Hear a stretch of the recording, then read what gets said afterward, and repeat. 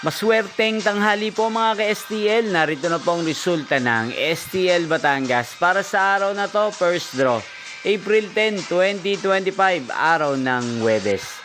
Naway ang mga natayan niyo po mga numero kanina ay manalo nawa ngayong tanghaling ito, 12 PM. Kaya't kunin niyo na po ang inyong mga tickets, narito na po ang resulta.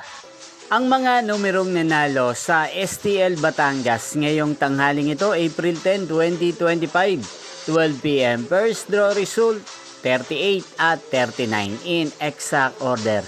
Sa lahat po ng tumaya kanina sa STL Batangas para sa first draw ng 38 at 39, congrats po sa inyo, panalo po kayo. Again, 38 at 39. At ngayong tanghaling ito sa STL Batangas, sa atin pong shoutout si Ate Carmela ng Batangas.